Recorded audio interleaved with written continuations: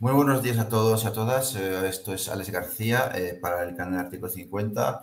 Bueno, hacía tiempo que no os hacía un vídeo de estos con invitado, pero es que yo me he sentido en la obligación de comentar una cosa que ya hemos abordado no el año pasado, sino en 2023, que es el informe de recomendaciones de política económica que emite cada año la Comisión Europea en el marco del primer semestre europeo, que comentamos en 2023, pero que el año pasado pues, no lo hemos comentado pues simplemente porque se me olvidaría, porque mi agenda sería distinta, porque tenía otros vídeos que hacer, ¿no? Pero resulta que este año sí que he considerado importante hacerlo, porque bueno, es sumamente importante, porque en este documento que se llama, a ver, vamos a ver cómo se llama, lo tengo aquí, un momento, se llama Recomendación del Consejo relativa a las políticas económicas, sociales de empleo, estructurales y presupuestarias de España. Este es el documento donde realmente se reflejan las decisiones que se toman. Aquí lo veis, voy a ver si lo comparto en pantalla aquí, sí.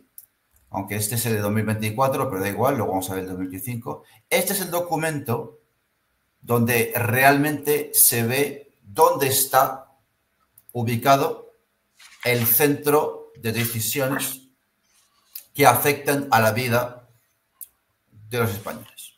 O sea, el atentado a la democracia es la existencia de este informe. Y es verdad que yo en este canal quería centrarme en hacer mis vídeos sobre los riesgos ocultos de la Unión Europea, pero es que me parece un tema tan importante que considero importante, pues, relevante, necesario, perdón, comentarlo, aparte de que si no lo hago yo no lo hace nadie, porque creedme que esto no lo va a explicar Izquierda Unida, de hecho no lo ha hecho nunca, y tampoco lo vais a ver en el canal de Santiago Armesí y tampoco en el canal de Roberto Vaquero. Lo vais a ver en este canal. Entonces, primero voy a explicar por qué se me ocurrió hacerlo y luego voy a hacer un breve preámbulo comentando aspectos y cuestiones de este informe. Es que el otro día yo estaba en la estación de Renfe Cercanías, en la estación de Príncipe Pío, te coger el Renfe y claro, desde la época de la pandemia, pues el transporte público en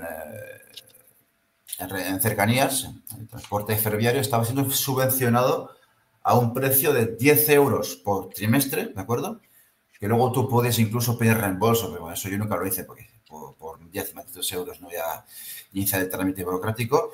Y yo recuerdo que el trimestre siempre era de mayo, junio, julio y con mi sorpresa, que yo meto el ticket, la tarjeta en el lector y no se abren las puertas. Como estaba llegando el tren, al final, pues mira, lo que hice fue colarme básicamente detrás de alguien y ya para acabar mi jornada laboral a la vuelta, ya le comento a una señora, a una guardia de seguridad, oye, mira, pues mira, que no he pagado porque quiere coger el tren. Y ya está, que tenía prisa y quiere coger el tren. ¿Dónde hay que pagar? Y me dice, sí, bueno, sí, que no tengo ganas no tengo ganas de líos, que te dejo pasar. Pero que sepas, me dijo, ahora se llama Abono Plus y son 20 euros mensuales. ¿Perdón?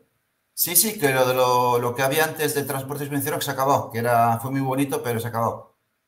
Y efectivamente, pues tampoco es una fortuna, pero estamos hablando de 20. Ahora ha pasado de ser de cosas 3, o sea, 10 euros por 3 meses a ser 20 euros mensuales, lo cual pues no deja de ser un aumento del 600%. ¿De acuerdo?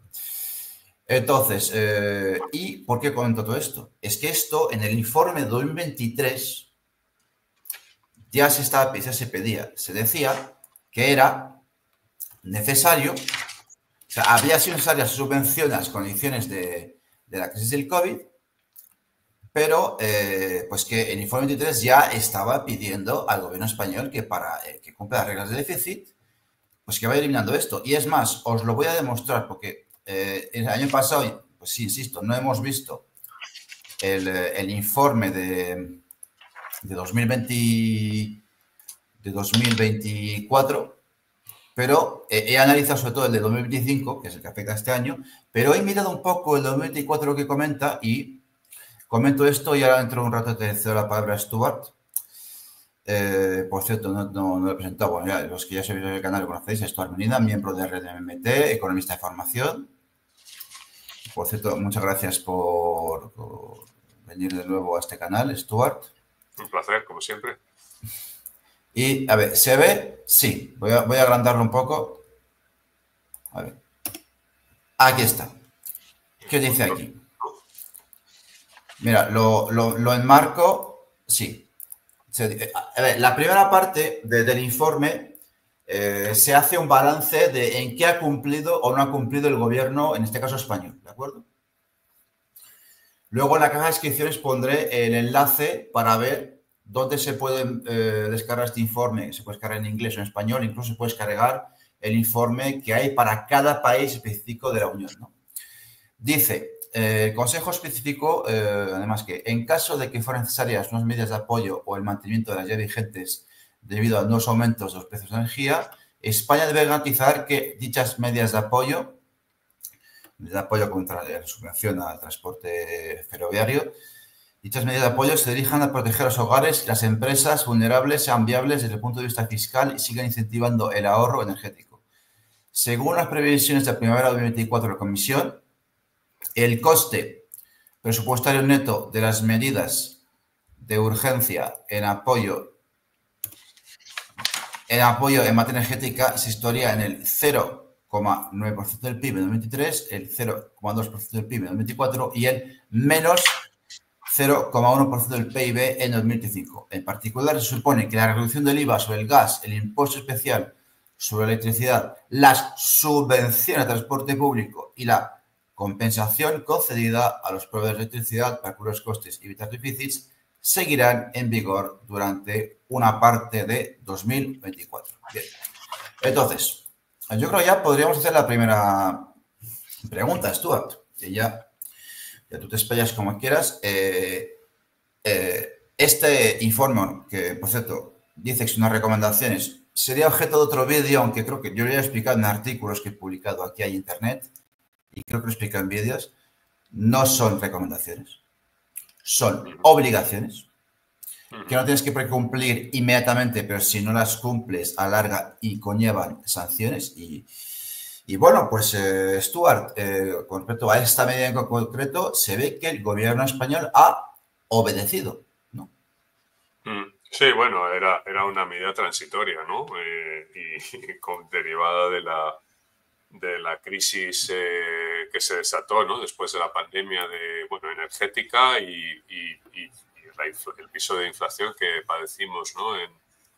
Inmediatamente después de la pandemia y como consecuencia de los cuellos de botella logísticos que se habían formado, ¿no? En la distribución desde el sudeste asiático, ¿no? Hacia los países occidentales y luego la guerra a Ucrania también pues incidió en los precios del gas. Los precios del gas natural impactaban a su vez los precios de la electricidad. La electricidad, acuérdate que se fueron los precios por las nubes y bueno, pues se introdujo esta medida paliativa, que también se introdujeron medidas similares en Alemania, ¿no? Incluso de gratuidad del transporte público y bueno, pues era una medida transitoria, claro. El tema es, has apuntado a una cuestión importante, ¿no? Es porque estas decisiones se toman a puerta cerrada, sin debate democrático, en una reunión a puerta cerrada donde, bueno, pues la Comisión Europea elabora una serie de recomendaciones como si fuera una especie de cámara legislativa, ¿no? Que no lo es, obviamente. Y evidentemente el gobierno español tiene que o negociar o plegarse por lo menos a esas recomendaciones. Y luego está la otra cuestión que también creo importante, es por qué damos estos bandazos de política cuando decimos que hay una crisis energética, ¿no? Y hay una crisis y hay necesidad de ahorrar energía. ¿Por qué tomamos medidas transitorias? O sea, ¿por qué no convertimos una medida de ahorro que mejora, digamos, que tiene un impacto además en el aumento del uso del transporte público notable? O sea, fue bastante significativo el impacto que tuvo esta medida en el aumento del transporte público en España. España, en Madrid en concreto en el metro, pero también en el ferrocarril, ¿no? Entonces, bueno, pues la pregunta que habría que hacerse es ¿por qué no mantenemos estas medidas que tienen un efecto de ahorro energético clarísimo? ¿Por qué las suprimimos ahora, ¿no? Es verdad que el episodio de inflación se ha acabado, en gran parte, siga habiendo algún coletazo, pero realmente el episodio de inflación no ha continuado, con lo cual, bueno, pues la justificación de la inflación no está, pero la justificación del ahorro energético sigue siendo perentoria, ¿no? Entonces, bueno, esa es la pregunta que yo me hago, ¿no?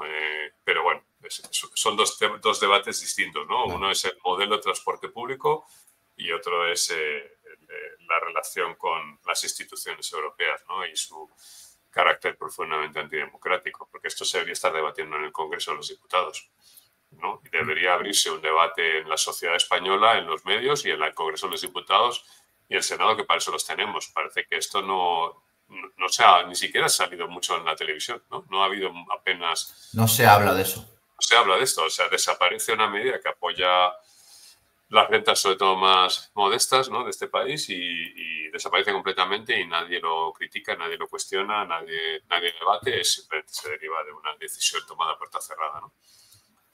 Bueno. Pues mira, antes mientras estás hablando he compartido para que los espectadores que nos vean la página web donde se puede ver este informe. Realmente no es fácil encontrar, pero bueno, vosotros os metéis una inteligencia artificial con ChatGPT y le decís, por favor, ¿me puedes indicar dónde está el enlace de las recomendaciones de la Comisión Europea para tal año? Y bueno, pues aquí lo podéis ver y podéis incluso ver el informe que hay para cada país, ¿vale? Y bueno, y luego el informe en cuestión, bueno, pues es este, que vamos a pasar a comentar un poco. Es este, mira, ¿veis? Recomendación del Consejo relativa a las políticas económicas, sociales de empleo, estructuras y propuestas de España 2025, ¿no?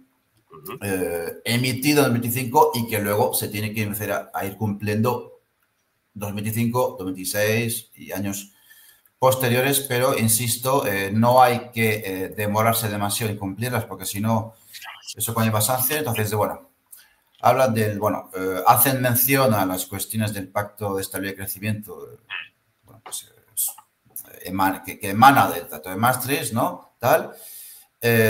Hablan de finanzas públicas saneadas y sostenibles. Esto en el primer capítulo que se llama Consideraciones Generales, ¿no? Se habla, bueno, por el contexto geopolítico, de reducir la dependencia de combustibles fósiles de Rusia, que es el enemigo designado, independientemente de las consideraciones de cada uno sobre el conflicto en Ucrania, ¿no? Cosa de la que ya hablaban en 2023 y seguramente hablaban de eso en 2024. Hay una primera cosa que en ese apartado que me ha llamado la atención y que eso demostraría incluso contrariamente a lo que podría decir la derecha, la extrema derecha, es que España es un muy buen alumno de la Unión Europea, porque dice, mira, sí, sin duda. Dicen, el 26 de noviembre, cito, el 16 de noviembre de 2024, sobre la base del reglamento Unión Europea número la Comisión adoptó el informe sobre el mecanismo de alerta de 2025, en el que determinó que España era uno de los Estados miembros que no requieren un examen exhaustivo. Y dicen, porque luego en otro apartado que se llama evaluación del informe anual, donde hacen, como dije, un balance de si se ha cumplido con las recomendaciones anteriores, dicen, el déficit de las administraciones públicas de España disminuyó del 3,5% del PIB en 2023 al 3,2% en 2024, mientras que la deuda de las administraciones públicas se redujo del 105,1% del PIB a finales de 2023 al 101,8% a finales de 2024. Luego, si te fijas, realmente luego la gran mayoría de lo que dice el informe son cosas muy loables y muy de izquierdas, incluso muy, no sé, socialistas, que pareciera que lo escribe el mismísimo, yo qué sé, Fidel Castro, ¿no? Porque te hablan de pobreza infantil, de que falta vivienda, de abandono escolar, pero claro, lo que se ve es que España es un cumple con los criterios de Maastricht.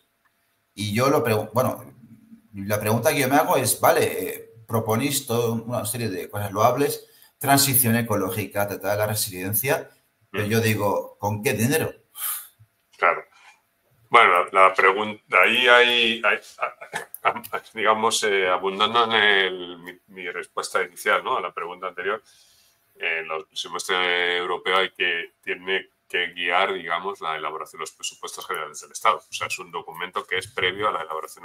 El Parlamento, el Congreso de los Diputados, tiene que tenerlo en cuenta, y el Gobierno a la hora de presentar su proyecto de presupuestos generales del Estado, con lo cual hay una instancia no democrática, no democrática, no elegida democráticamente, que está marcando la política económica y el diseño de las cuentas públicas. Claro, el documento, bueno, yo no estoy tan de acuerdo en que sea tan progresista. Yo creo que es un documento clásicamente neoliberal en toda su inspiración.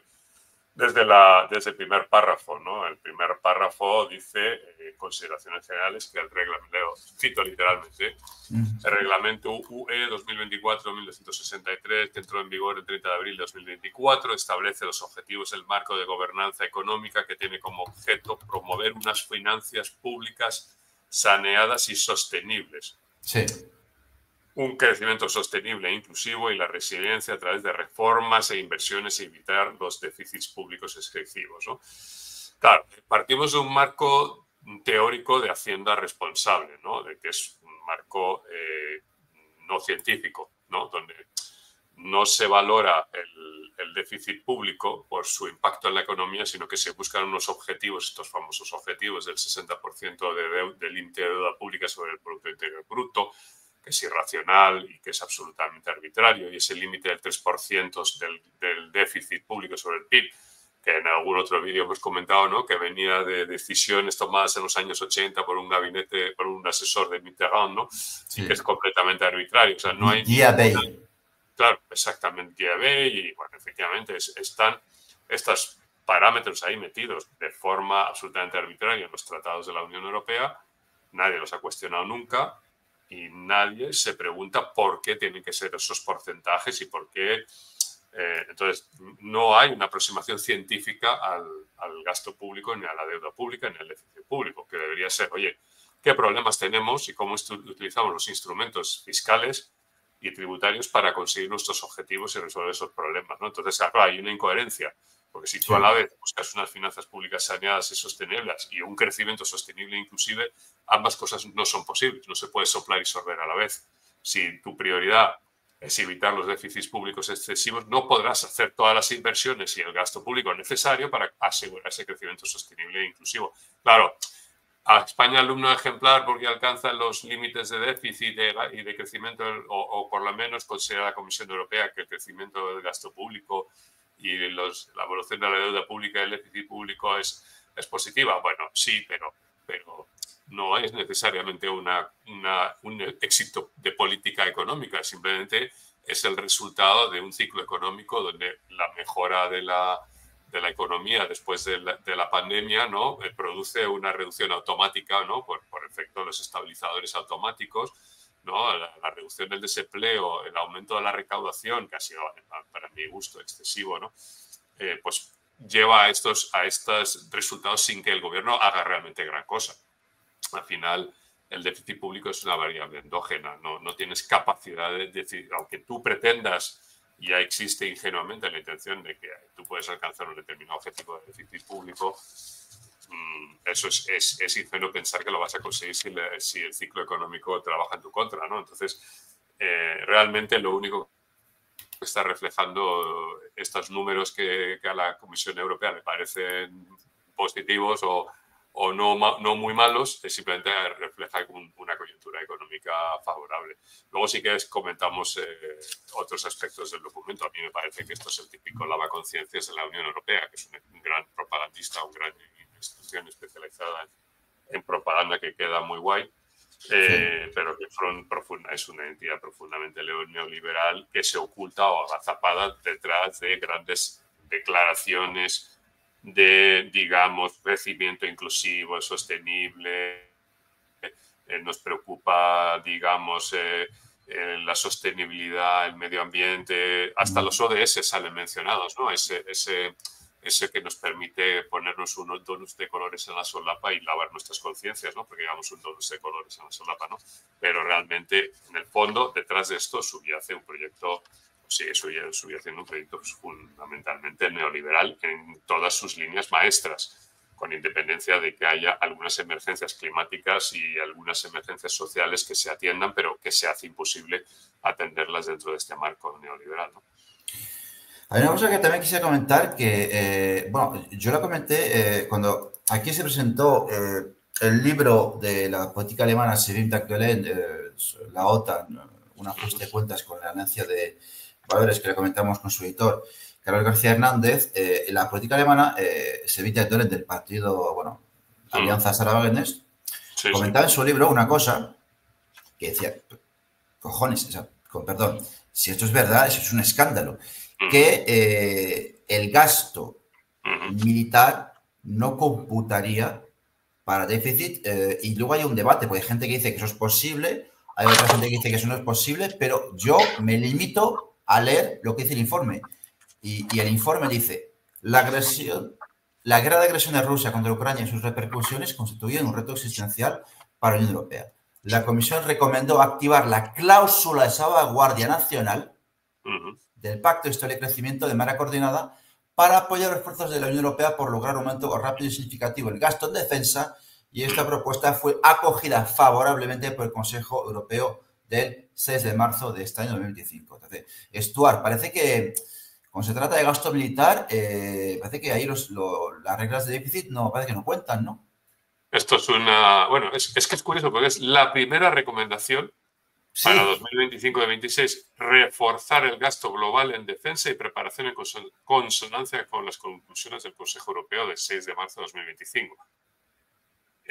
Primero, o sea, esto no se deriva de ningún tipo de análisis sobre problemas estructurales o sociales o medioambientales o climáticos de la economía española. Esto se deriva de una especie de histeria belicista que se ha apoderado de las élites occidentales, que no sé si detrás hay un interés por hacer algún tipo de apoyo a la industria armamentista y militar, ¿no? Por una especie de...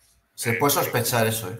Porque, claro, a mí lo del reto de Rusia, pues, ¿qué quieres que te diga? No me lo creo. O sea, yo no creo que Rusia esté en condiciones de atacar Europa, porque ya le está costando, se le ha atragantado a Ucrania. Ucrania llevan ahí 2 años en una guerra de desgaste con las tropas rusas inmovilizadas al otro lado del Dnieper, ¿no? Y sigue haciendo avances insignificantes, ¿no? Llevan 2 años parados allí. Es un solo país, no han sido capaces de conquistar Ucrania, mucho menos veo a Rusia y nosotros donde estamos geográficamente, o sea, la sandez esta del gobierno de Trump que pretendía que España incrementara su gasto militar al 5% del Producto Interior Bruto, que es absolutamente descabellado, porque es quintuplicar el gasto en defensa en España, que es que no hay ninguna razón para hacer algo así, o sea, es que no hay un reto estratégico geopolítico en este momento para España que justifique un aumento del gasto militar. Si el problema de España es que tiene un ejército sobredimensionado para sus necesidades. Es que nosotros aquí donde estamos, en este rincón al oeste de la península europea, ¿no? Del continente euroasiático, lejos de todos los escenarios bélicos, con suerte, vamos, como mucho podría haber a lo mejor alguna amenaza de Marruecos, pero luego Portugal no nos va a atacar, Grecia, Francia tampoco parece que tenga intención, Andorra no tiene intenciones, aparentemente. En definitiva, yo no sé dónde está el riesgo militar que justifique que España tenga que reforzar el gasto global en defensa. O sea, esto es absurdo, es un absurdo total y absoluto, ¿no? Pero se encaja con un ambiente de histeria belicista que se ha apoderado de la Ursula von der Leyen y la Comisión Europea y de los países de la Unión Europea, pero que no está justificada. O sea, ni siquiera yo creo que Polonia, Chequia o Hungría tienen un riesgo real. O sea, en este momento Rusia tiene que estar con sus fuerzas bastante, o sea, su capacidad militar un poco al límite, desgraciadamente para ellos, ¿no? Entonces no lo entiendo. Me parece que hay que empezar a responder a esto. En ese sentido hay que decir que ahí Pedro Sánchez estuvo bien diciendo yo no voy a aumentar al 5% del gasto militar, pero lo está aumentando. Lleva aumentándolo ya ya están hablando de hacer un portaaviones, ¿no? No sé para qué queremos un portaaviones nosotros, no vamos a invadir ningún país, o sea, es que es absurdo, pero bueno, en fin. Pero Luego, bueno, sí, me gustaría citar un tema que sí, subyace sí. también en estos ¿Qué principios de tema? y es cómo aborda la reforma fiscal el Consejo, ¿no? Porque ahí la Comisión Europea, porque aquí se habla de que la fiscalidad recae más sobre el trabajo que sobre otras rentas, y eso es cierto. La fiscalidad española es profundamente regresiva y si ves un poco los análisis que hay luego sí que te paso el enlace, hay un informes de FEDEA que no es precisamente sospechosa de comunista ni mucho menos, sobre la fiscalidad española y se aprecia que hay claramente un modelo fiscal muy poco progresivo y donde el 1% más rico tiene un tipo efectivo positivo medio efectivo realmente muy inferior al del quintil más pobre, ¿no? Entonces, sus reformas, la reforma que propone la Comisión Europea es desplazar la carga fiscal desde la que recae sobre el trabajo hacia la fiscalidad medioambiental del consumo y de los bienes inmuebles Sí. para apoyar el crecimiento económico del empleo. Lo del empleo no sé cómo. Supongo que porque asume que reduciendo la carga fiscal sobre el trabajo aumentará el empleo, ¿no? Como si fuera un problema Es que, de tributario. hecho, me parece que te interrumpa una cosa brevemente, Sí, sí, que es para complementar lo que tú dices. Es que esa será una pregunta siguiente. Es que dicen, como que no que la cosa, o sea, sí, lo dejan caer, sí. pero si luego dar una recomendación, pero dicen, como lamentándolo, dicen, España es uno de los países de la Unión Europea con los ingresos más bajos procedentes de los impuestos sobre el Exacto, consumo. exactamente. 9% del PIB frente al 10,9% de la Unión Europea en 2022. O Exactamente. sea, Sí, sí. lo Sí, sí. que parece que dicen, queremos subir el IVA, pero es que luego se contradice con otras cosas loables que parecen socialistas que dicen, por otro momento, y luego a continuación dicen, la cohesión social mejoraría aún más mediante ajustes adicionales a la progresividad de los impuestos, la renta de las personas físicas y Claro. por eso el patrimonio. Es contradictorio, ¿no, Stuart? Totalmente. Sí, sí, sí, es totalmente contradictorio porque la fiscalidad que recae sobre el consumo es regresiva por naturaleza. Las rentas más bajas consumen mayor parte de su renta y, por tanto, cualquier impuesto que recaiga sobre el consumo va a caer más pesadamente sobre las rentas bajas. La fiscalidad medioambiental en general, yo no tengo evidencia de que la fiscalidad medioambiental vaya a ser progresiva. ¿No? Me parece que no, porque al fin y al cabo, ¿de qué estamos hablando? Pues que te van a poner recargos en el consumo eléctrico, que te van a poner recargos en fin, en emisiones de CO2. Bueno, eso al final la industria que contamina paga, digamos, esos impuestos sobre el carbono y los repercute en los precios finales, ¿no? Que al final se van Entonces, claro, una fiscalidad progresiva, en mi opinión, tendría que empezar a abordar el gran problema, que es que la fiscalidad del ahorro, como se llama, aquí lo llaman fiscalidad del ahorro, pero debería llamarse fiscalidad sobre las rentas del capital, ¿no? La fiscalidad sobre las rentas del capital es ridículamente baja. Entonces eso explica que las rentas muy altas, que son las que viven de dividendos, intereses y rentas, ¿no? En general, pues tienen un tipo de efectivo medio muy bajo, porque no viven de las rentas del trabajo. Y además ahorran muchísimo, consumen relativamente poco, por lo tanto tenemos un problema de progresividad de nuestro sistema tributario que luego la propuesta de la Comisión no tiene ninguna intención de resolver, ¿no? Pero bueno, luego sí, efectivamente se habla del déficit de los problemas hidrológicos, se habla del déficit de la vivienda, de la falta de vivienda social, etcétera, etcétera. Pero al fin y al cabo, todo eso está bien, pero se queda en la declaración porque como al final no permites que el Estado español pueda hacer una política de inversiones y de gasto público, porque hay que limitar el crecimiento del gasto público y hay que limitar el déficit, pues por tanto, pues el Estado español carece, digamos, o sea, el gasto militar aparentemente, pues carecería de la capacidad para abordar todas esas inversiones que recomiendan que hagamos, ¿no? ¿Quién las va a hacer? Si no las hace el gobierno, pues no las va a hacer nadie. Por tanto, el documento es un conjunto de declaraciones de buenas intenciones que no hay ninguna intención de hacer cumplir, porque evidentemente donde se pone la comisión, digamos, dura a la hora de exigir cumplimientos es en los saldos de déficit público y deuda, y es donde potencialmente puede haber una sanción, ¿no? Un procedimiento, un expediente, ¿no? de la Comisión Europea por incumplimiento, ¿no? Por un desequilibrio, pero cuando se trata cuando se trata del desempleo, cuando se trata de las inversiones para hacer más medioambientalmente sostenible nuestra economía, cuando se trata de resolver problemas ideológicos, cuando se trata de invertir en vivienda pública, ahí no hay sanciones. O sea, al final el palo es para las políticas tributarias y de gasto y de déficit público, ¿no? No se contempla una sanción porque tu tasa de desempleo sea obscenamente alta desde hace 4 décadas. Ya. No hay una sanción porque Que debería. no hayas hecho inversiones Ojalá. claro, no hay una sanción porque no hayas hecho las inversiones que hubieran impedido, ¿no? En infraestructuras que hubieran impedido las consecuencias de la Dana de Valencia.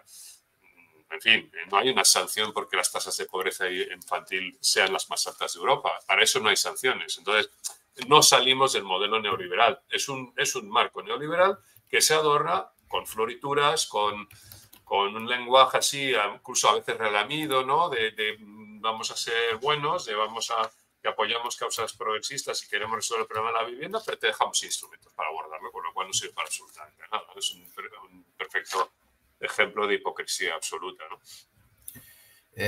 2 cosas. Una que quise comentar de pasada y luego otra pregunta es que acabas de hablar de Aldana. Es que ellos luego dicen que su idea, su previsión para 2026 es que el déficit de las administraciones públicas sea inferior al 3%, o sea, 2,6%, y entre otras causas, no solamente esa, pero entre otras motivaciones, dicen el fin previsto de las medidas de emergencia por la Dana, cuando hay un montón de viviendas en la provincia de Valencia que en caso de que haya otra Dana no están preparadas para tal situación. Claro. Y bueno, luego en el momento dado... En las portadas de los periódicos se puede permitir el lujo de no hacer esas ayudas, ¿no? Me pregunto cómo ha quedado La Palma después de la erupción del volcán, cuántas casas se han reconstruido y cuántas han reconstruido sus viviendas, ¿no? O sea, que como ya no están los periódicos, pues ya da igual, ¿no? Luego, una cosa que, bueno, que tampoco es tan llamativo, porque es un gran clásico recurrente, pero bueno, es que esto es un canal donde se hace un poco de divulgación económica. Sí. El primer capítulo, es que son más capítulos, son 3. El primer capítulo es consideraciones generales, luego el segundo es evaluación del informe anual de actuación, que es donde explican si España ha cumplido o no ha cumplido con recomendaciones anteriores. Luego está la parte que es la que parece más de izquierdas, digamos, que es principales retos estratégicos. Claro. Y la primera frase que dice en el apartado principales retos estratégicos es un gran clásico del neoliberalismo. Dicen, se espera que la evolución demográfica dé lugar a un aumento significativo de gasto público relacionado con la asistencia sanitaria, los cuidados de larga duración y las pensiones. Es decir, lo típico, ¿no? Es decir, la pirámide poblacional que supone una amenaza para el financiamiento de las pensiones. Sí. Una estación. Bueno, es que escribí un artículo hace poco que publiqué en Red MMT, ¿no? Y tendría que hacer un momento learning, ¿no? Un capítulo de momento learning sobre esto, pero efectivamente, claro, se genera siempre, y además últimamente, por ejemplo, el economista Bernardos, ¿no? Está todo el santo día en todos los periódicos y en la televisión diciendo que es que no vamos a poder pagar las pensiones, que hay que empezar a considerar lo que ha hecho Dinamarca, ¿no? Que ha subido la edad de la jubilación a los 70 años, ¿no? Que se ha comentado poco, pero que, bueno, ya lo tenemos en 67, ¿no? Todo por esta supuesta, digamos, bomba de relojería demográfica, ¿no? Bueno, pero claro, ahí habría que responder varias cosas a esta preocupación. En primer lugar, claro, lógicamente, cuando la composición de la demografía cambia, pues seguro tuviéramos un baby boom, pues obviamente el aumento del gasto se vería sobre todo en escuelas infantiles, pañales, ¿no? Colegios, etcétera, ¿no? Juguetes, etcétera, ¿no? El peso en el gasto total, lógicamente, refleja la composición demográfica. Entonces, evidentemente, si la población española está envejecida, pues obviamente pues habrá que ver un aumento en el gasto en pensiones. Hay un informe de la AIREF que se publicó hace pocos meses donde se hablaba sobre el impacto de las medidas del gobierno para hacer sostenible el sistema de pensiones, ¿no? Y que conseguir que el gasto público en pensiones se quede debajo del 15% del Producto Interior Bruto, a lo cual yo me pregunto, ¿pero por qué el 15% y no el 20%? Si hace falta que sea el 20%, que sea el 20%. O sea, si la población está envejecida y hace falta gastar el 20% del Producto Interior Bruto porque el porcentaje significativo de la población española está en la tercera edad, pues es lógico que esos límites se excedan. Esta obsesión en poner límites absurdos, arbitrarios, ¿por qué el 15%? ¿Por qué no el 25%? O sea, es absurda, ¿no? Pero es que además, para mí el problema es que fallan completamente en análisis del problema, porque en primer lugar, las pensiones no hacen más que encauzar un excedente productivo hacia una población, digamos, dependiente, una población que ha dejado del mercado de trabajo. Y lo que hay que mirar no es si financieramente el Estado puede o no puede pagar las pensiones, porque poder podría, basta con que el Banco Central Europeo apoye la deuda pública española. O sea, eso no es ningún problema. El tema es si hay cuidadores, si hay residencias, si hay, digamos, alimentos, si hay vestidos, si hay todo aquello que necesitan las personas mayores, hay gerontólogos, si todo ello está, hay suficiente oferta para atender las demandas de toda esa población, porque entiendo que pretendemos seguir ayudando a esa población mayor cuando se jubile y que no pretendemos eutanasiarlos, ¿no? Pero por lo menos yo entiendo que eso es así, ¿no?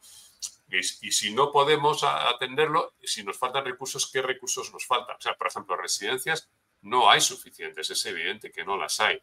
Residencias para mayores, ¿no? ¿Por qué no se están construyendo? Bueno, pues porque hay unos objetivos de déficit y deuda pública y de crecimiento del gasto público probablemente impidan al gobierno español y a las comunidades autónomas que tengan transferidas las competencias hacer esas inversiones, ¿no? Pero deberían estar previendo o planificando esa dotación, ¿no? Y luego hay otra cuestión que se le olvida a los neoliberales y a los economistas neoclásicos, que al final lo importante es que exista ese excedente productivo. Ese excedente productivo existe porque la productividad de las economías modernas afortunadamente es altísima y por tanto tenemos una capacidad de producir bienes con una fuerza laboral mucho menor que la que hubiéramos tenido hace 200 años o hace 100 años o hace 50 años.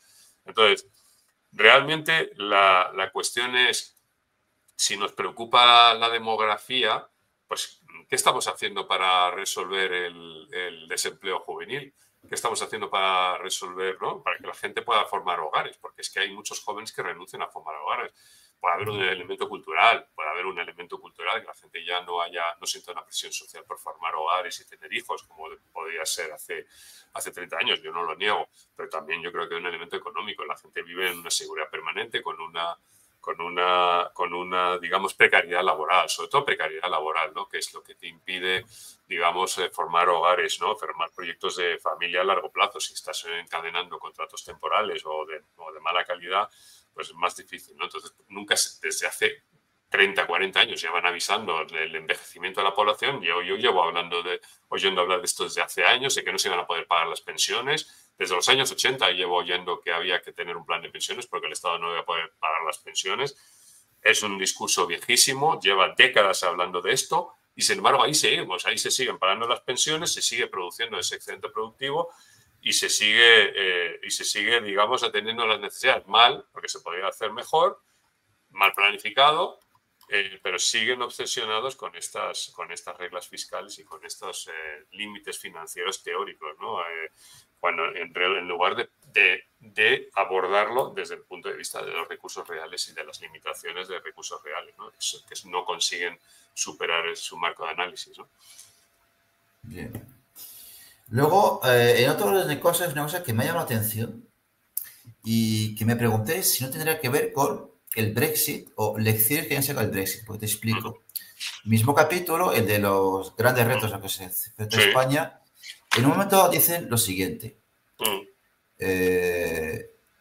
Según una encuesta según datos del Banco de España, creo que dicen, no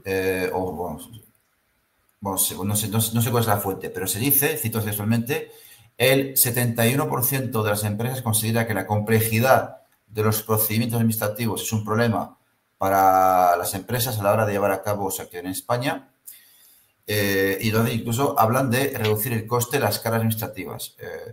Dicen, como establece la brújula para la competitividad, todas las instituciones de la Unión Europea, nacionales y locales, deben hacer un gran esfuerzo para simplificar las normas y acelerar los procedimientos administrativos. La Comisión ha fijado objetivos ambiciosos para reducir la carga administrativa al menos en un 25% y al menos en un 35% en el caso de las pymes. Entonces, claro, tú una vez en este canal viniste y explicaste que el neoliberalismo era un liberalismo con un montón de normas que las pymes no pueden afrontar.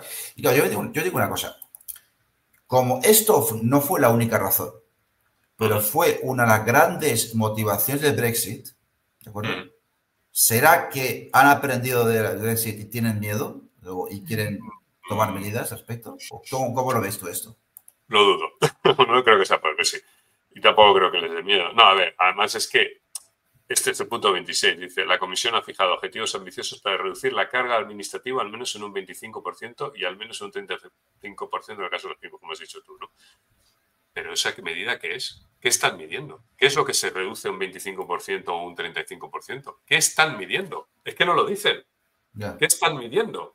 ¿Cómo se mide eso? O sea, es que es un objetivo absurdo, porque no estás diciendo qué estás midiendo.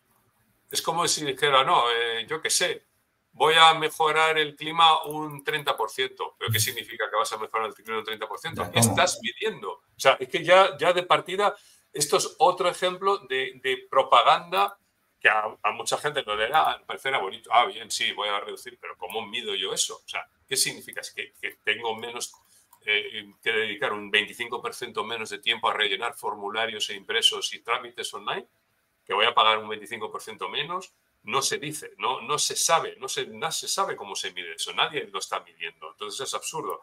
Y luego, efectivamente, yo creo que no, que el neoliberalismo que se vende como ese proyecto ideológico de Estado mínimo con mínima regulación, efectivamente es justo lo contrario. El neoliberalismo crea una regulación prolija, compleja y difícil de atender, sobre todo para una pyme. Efectivamente, para las pymes es cada vez más complejo, porque cada vez tienen más exigencias de cumplimiento con normativas que no tienen recursos para atenderlas. Pensemos riesgos laborales, pensemos en normativa medioambiental, no sé, pensemos en temas incluso de acoso laboral, género. La mayor parte de las pymes no tienen personal suficiente para atender todas las exigencias que impone. Al final, lo que va a hacer es crear un negocio para una infinidad de pequeñas consultoras que se dedican a resolver los papeles, porque al final se resume todo en cumplir con estas normativas, básicamente firmando un papel, ¿no? O sellando un papel, ¿no? Entonces, pero el neoliberalismo lo que crea es una normativa muy compleja que sobre todo ayuda a la gran empresa, a los grandes oligopolios, a las grandes empresas a tener un dominio de mercado. Porque claro, al final estás yendo a una economía con altísimo grado de concentración económica en muy pocas empresas. O sea, yo diría que si tuvieras la cesta de bienes y productos y servicios que tú compras cada semana o cada mes, dedícate a lo mejor una tarde y a ver a cuántos pequeños artesanos, pequeños tenderos le has comprado productos, ¿no? Y a cuántas grandes empresas, pues yo qué sé, cuánto has destinado a Zara, cuánto has destinado al campo, cuánto has destinado a Movistar, cuánto has destinado a Iberia, yo qué sé, a Toyota, Renault, Volkswagen y a Repsol y a Iberdrola y a Endesa, y cuánto has destinado, claro, luego hay todo este pequeño, digamos, esta nostalgia, ¿no? De este mundo de pequeños artesanos, ¿no? Esto es muy común, además, desgraciadamente, en una gran parte de nuestra izquierda más ilusa, ¿no? De volver a este mundo idílico de pequeñas comunidades aisladas, capaces de autoabastecerse con alimentos producidos a menos de 1 kilómetro de distancia, ¿no? Y vestirse con tejidos cultivados a menos de 1 kilómetro de distancia, etcétera, etcétera. Pero en la vida real, tú te coges y te analizas la composición del gasto de cualquier persona normal de este país y cualquier incluso político de Podemos y verás como el 80% se va a de su renta se va a grandes oligopolios, pero sin ninguna duda. ¿Por qué? Pues porque al final y al cabo pues el abastecer el mercado se ha hecho tan complejo, la normativa, pensemos en la normativa alimentaria, es complejísima. O sea, cumplir con las normas, ya no hablemos de fármacos, por supuesto, pero intenta abastecer a cadenas de supermercados, incluso productos agrícolas. O sea, ahora mismo las bayas silvestres, ¿no? Los blueberries, las frambuesas, todos estos productos que se producen o se cultivan en Huelva, ¿no? y en esta zona del sudoeste de la península y se exportan a Alemania o al Reino Unido, tienen que cumplir con una normativa complejísima, ¿no? De concentración de pesticidas, de qué sé yo, de fertilizantes, etcétera, etcétera, de calidad, de tamaño, de calibre. Al final obligan a los agricultores a profesionalizarse y a convertirse también en grandes empresas. Al final, toda la cadena agroalimentaria, desde el inicio hasta el final, está cada vez más concentrada en menos manos, ¿no? ¿Por qué? Porque la normativa es tan compleja que te lleva a ese tipo de estructuras que solamente estructuras muy burocratizadas y con medios pueden asumir, ¿no? Por tanto, es otra declaración de buenas intenciones que, por supuesto, no va a llegar a ningún lado, porque ni siquiera se está pidiendo algo concreto. De hecho, esa fue una de las razones de las grandes movilizaciones de agricultores que hubo en España y en otros países. Bueno, claro. Me acuerdo que fue en enero de 2024, me pasó. Claro. Fue la...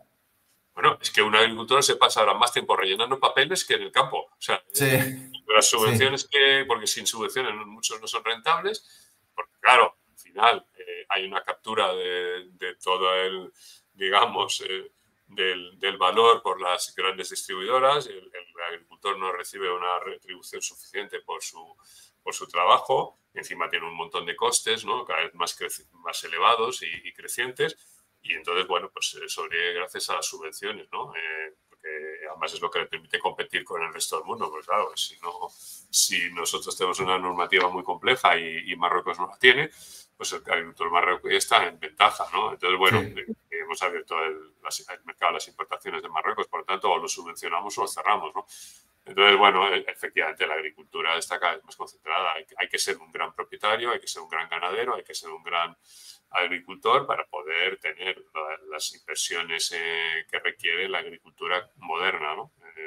Y además hay unas ambiciones de reducir el uso de pesticidas, de ir a una agricultura más ecológica, pero claro, eso implica utilizar otro tipo de tecnologías, de bioestimulantes, yo qué sé, de estrategias para controlar las plagas que no están al alcance de cualquiera y que requieren una gestión complejísima. Pensemos ya en algunas industrias súper tecnificadas como la del vino, ¿no? Donde incluso en tiempo real están midiendo el estrés hídrico de los viñedos. O sea, es que el vino ya no lo fabrica tu abuelo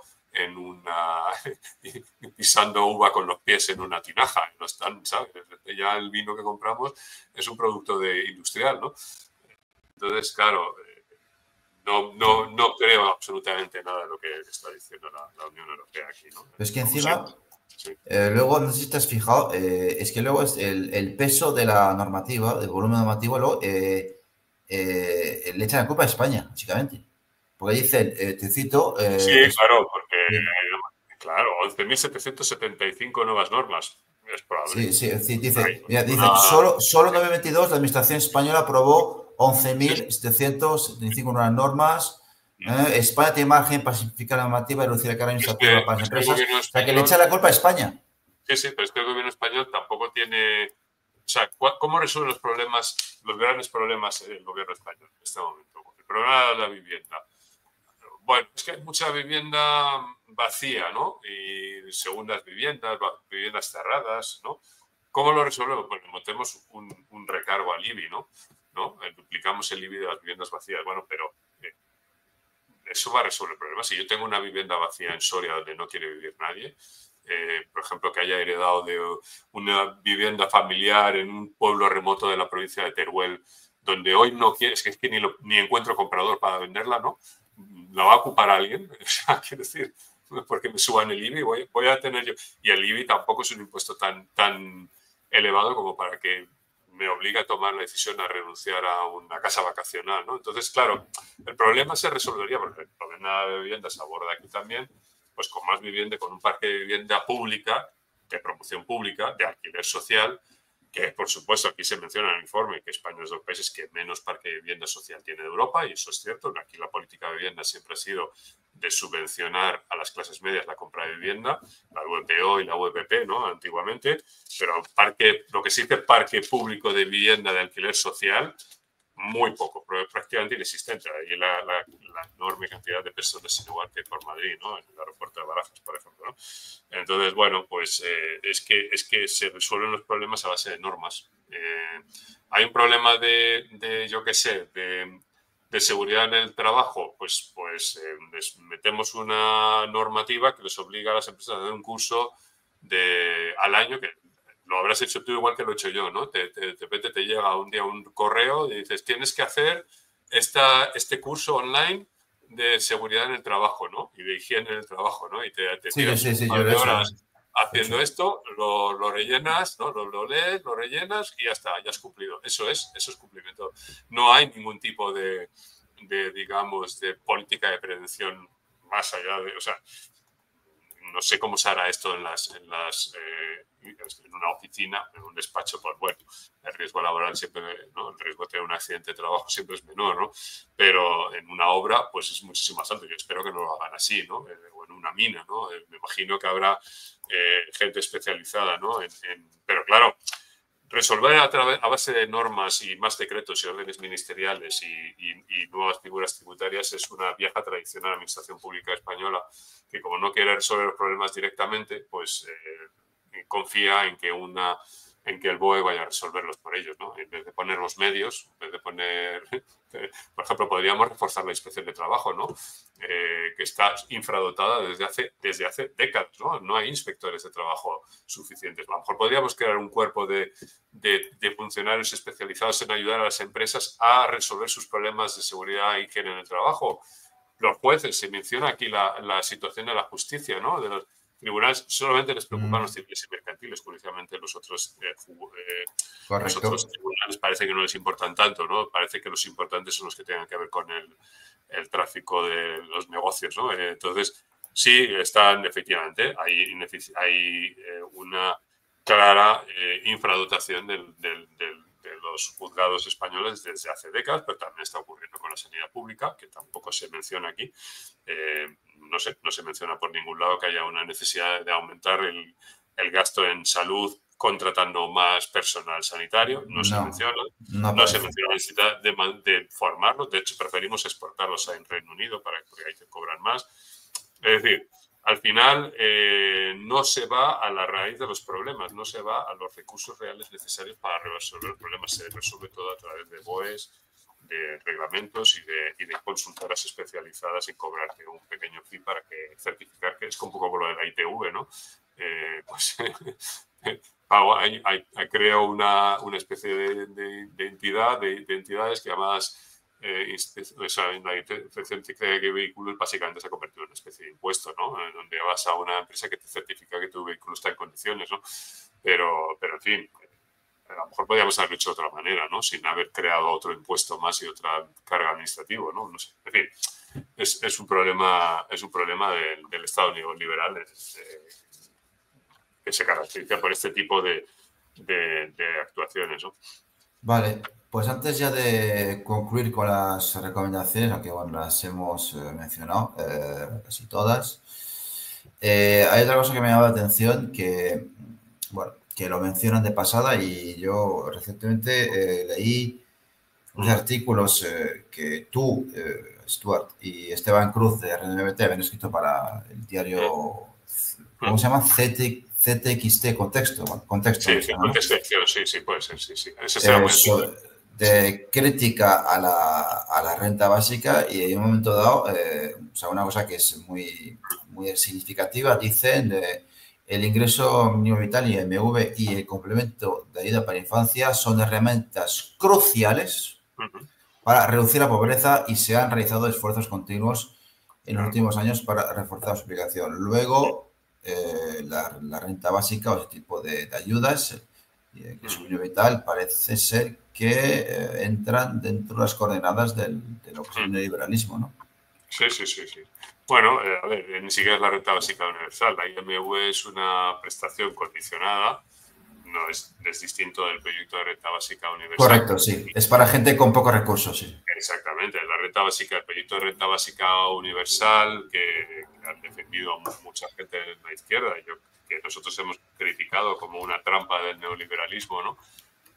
Porque realmente primero acepta como una derrota o acepta la derrota de que se hayan abandonado las políticas de empleo.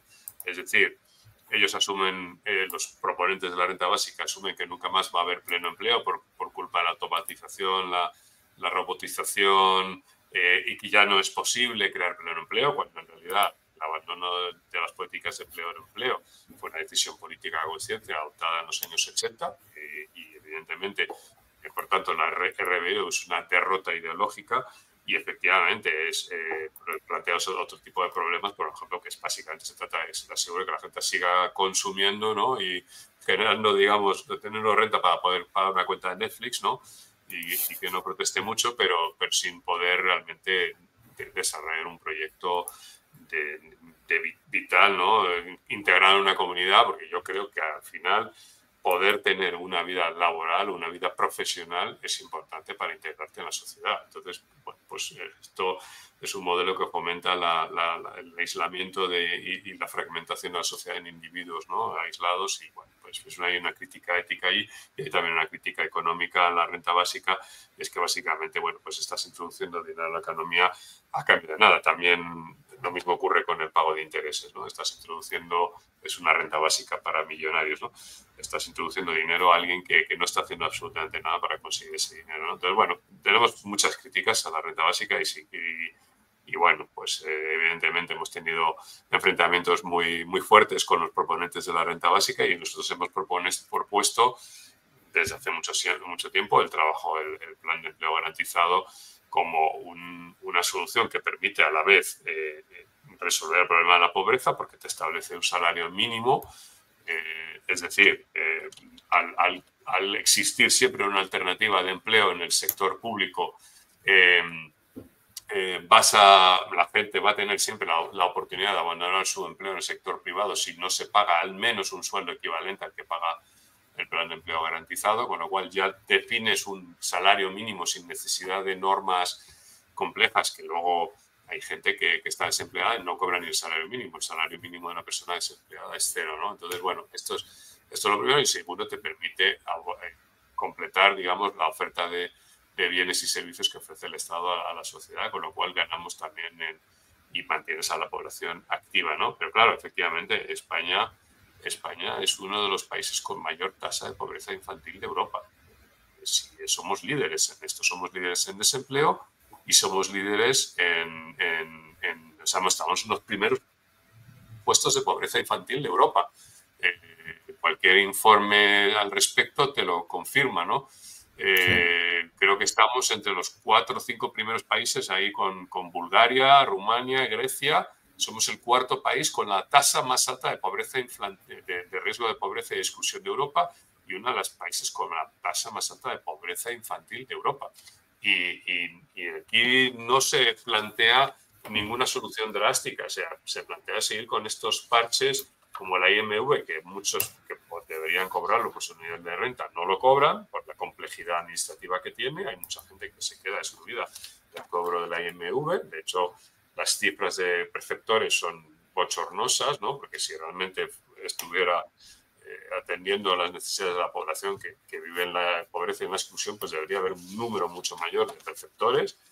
Y es evidente que no está resolviendo absolutamente nada la IMV porque seguimos con las tasas más altas de Europa. Por tanto, la política ha fracasado. Si seguimos teniendo... Es que son rentas además escasísimas, ¿no? Estamos hablando de que la IMV, sobre todo si eres una gran ciudad, no te da ni para... A lo mejor si vives en un pueblo pequeño donde los precios son más bajos, pues bueno, puede que la IMV te resuelva algo, pero en general es una renta absolutamente insuficiente. Por tanto, pues no es crucial, es un parche. Lo que resolvería la pobreza en España sería una política de pleno empleo combinada con un plan de empleo garantizado, que por supuesto el desempleo ni sale en el informe. O sea, no sale en el análisis. Sí que hay alguna mención ahí a la necesidad de mejorar la formación, como si el problema del desempleo fuera un problema de que no estamos suficientemente formados, ¿no? Y que culpabilizar al parado, ¿no? Culpabilizar al desempleado porque su situación, porque no está formado, no está formado en aquello que demanda el mercado, ¿no? Bueno, tradicionalmente debían ser las empresas las que formaran a los empleados, y ya sabemos que estas políticas activas de empleo, pues básicamente lo que hacen es reordenar la cola del paro, pero los empleos no surgen. Aquí están pensando en la ley de SAI, ¿no? Que si te mejoras tu formación, pues te van a surgir mágicamente los empleos, y no es así. Entonces, bueno, pues de nuevo, inspiración neoliberal, de socialista no tiene nada, sí, hay una atención, digamos, testimonial a problemas sociales, pero sin dotar al Estado de las herramientas e instrumentos que harían posible abordarlo de forma decidida. Entonces, bueno, pues es un documento que está condenado, evidentemente, a la frustración, ¿no? Bien, pues una vez que hemos dado la vuelta a todos los aspectos más problemáticos, pues podemos ir terminando leyendo voy a leerlas brevemente, no enteras, pero lo fundamental, vamos a ir leyendo las recomendaciones, que son 6, aunque yo las he clasificado en 7 apartados. Punto 1, sí. Reforzar el gasto global en defensa, ¿vale? Sí, sí. Punto 2, seguir reforzando la sostenibilidad fiscal mediante la revisión y simplificación del sistema tributario.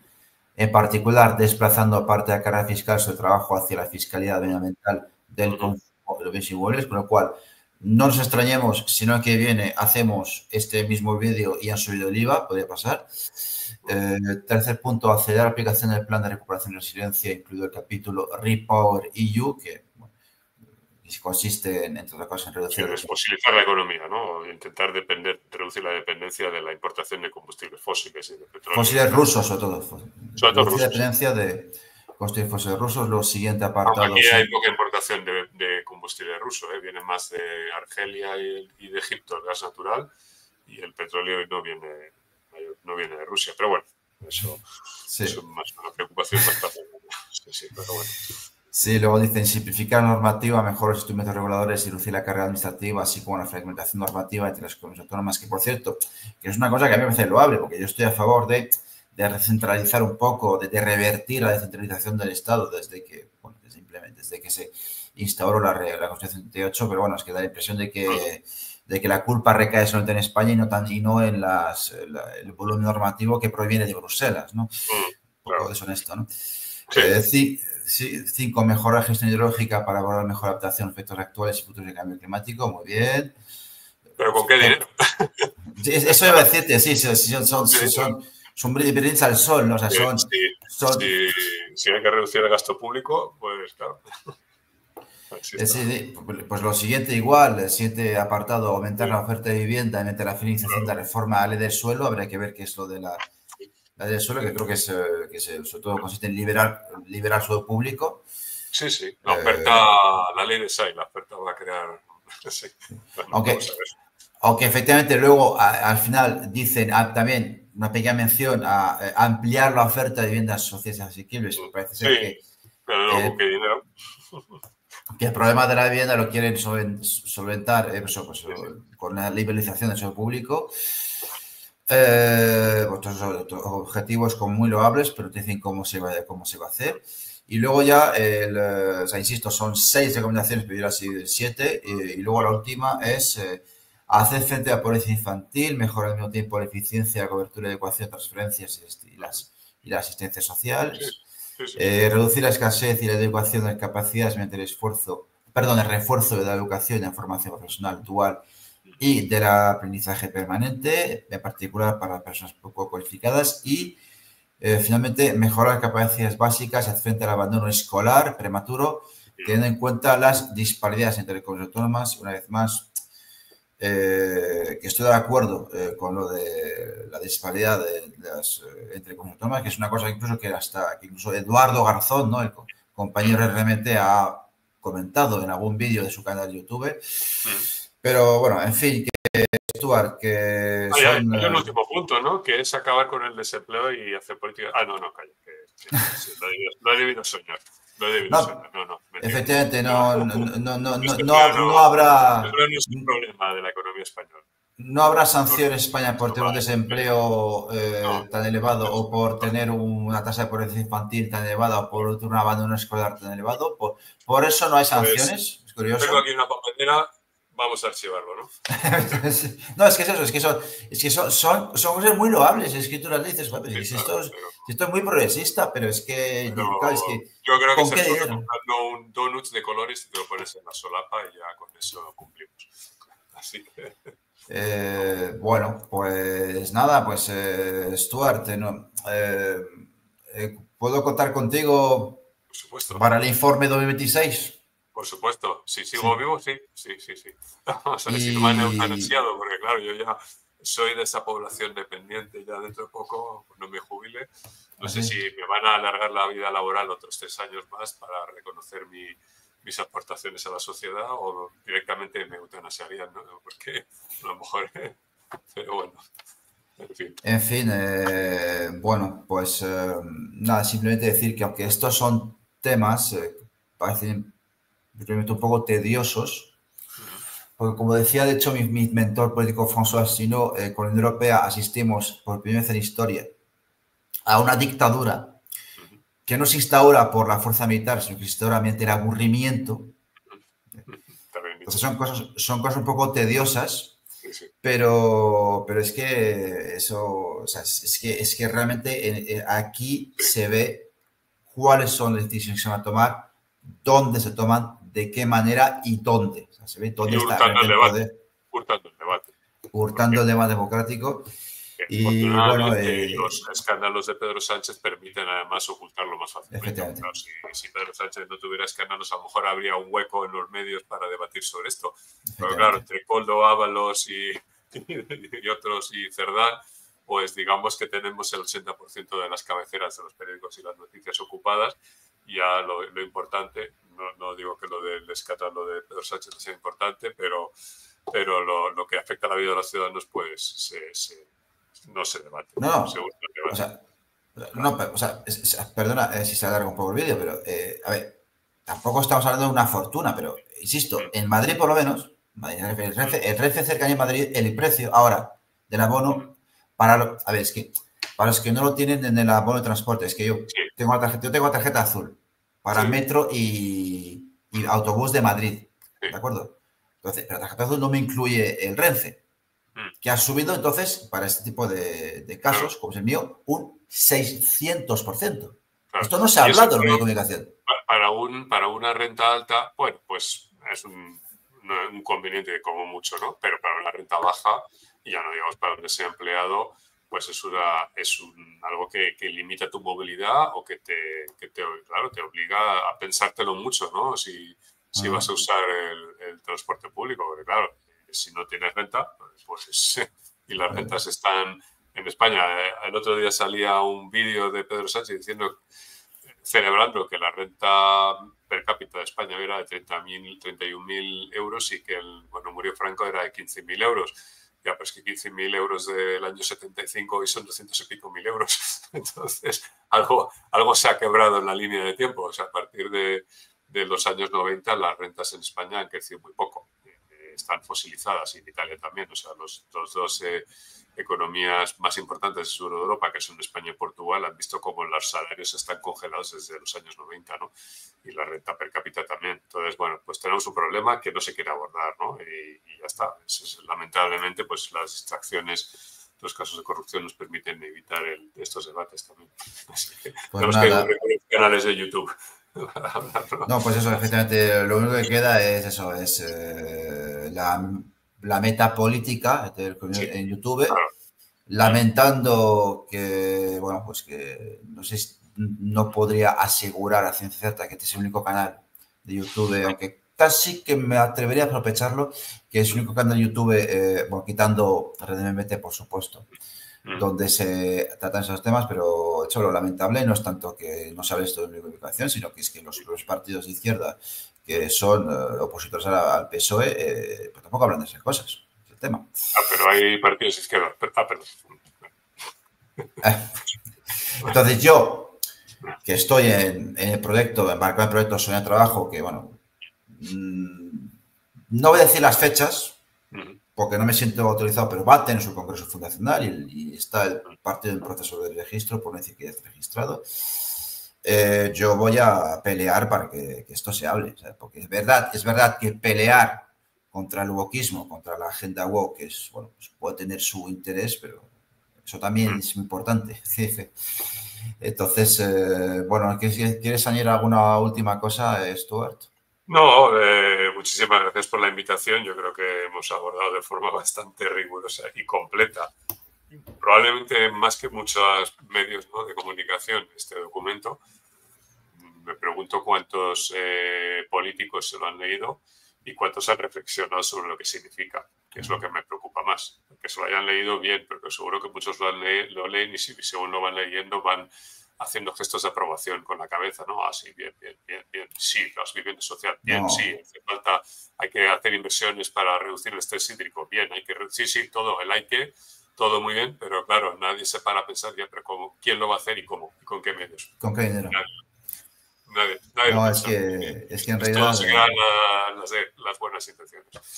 Así que... No, es que en realidad yo, bueno, es que yo... El camino al cementerio está enlosado de buenas intenciones, ¿no?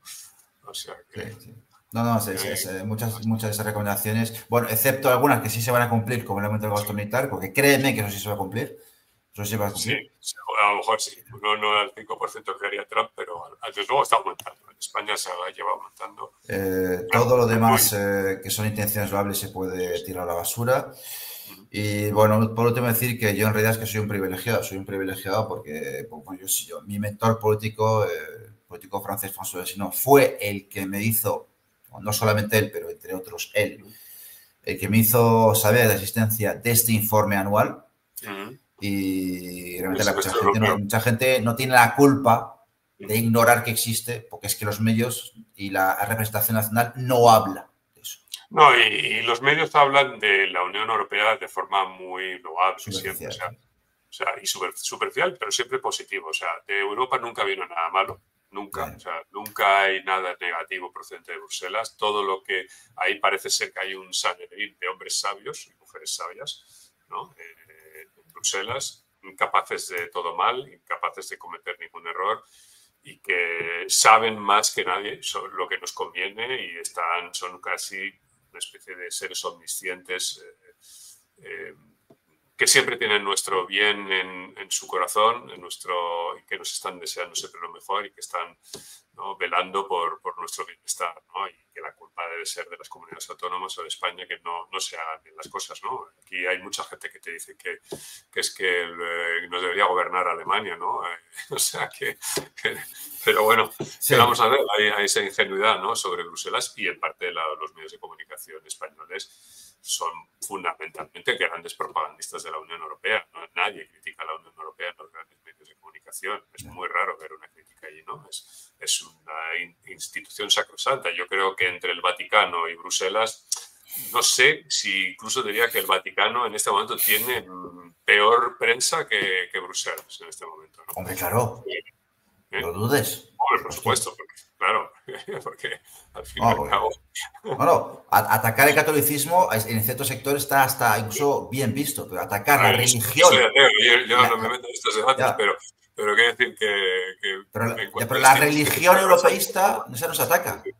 No, en absoluto, no, es una religión, no se puede atacar.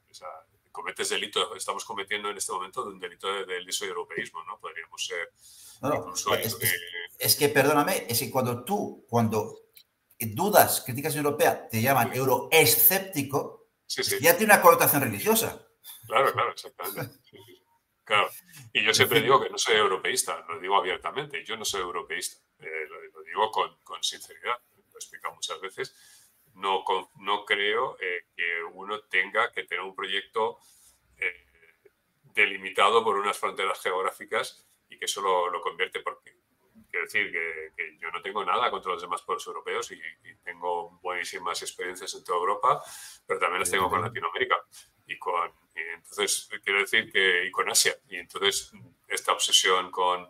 Bueno, es un proyecto que ya sabemos de dónde viene y es para otro debate, sin duda. Así que ya lo hemos debatido anteriormente también. Así que nada. Pues Muy nada, bien. Néstor Duarte, muchas gracias por venir. Nada, simplemente pues dadle like si os ha gustado el vídeo, no olvidéis comentar en la caja de comentarios. Me alegraría mucho que para temas un poco más tediosos como este, hay gente que, dentro de mi comunidad de seguidores, que comentase. Y nada más que añadir, Duarte, muchas gracias. Espero poder verte, estar contigo para el informe, comentar el informe 2026. Si sigue el canal, que esperemos que sí. Y nada, nos vemos en el próximo vídeo. Hasta luego. Así será. Muy bien. Venga, pues nada, hasta la próxima. Adiós. Adiós.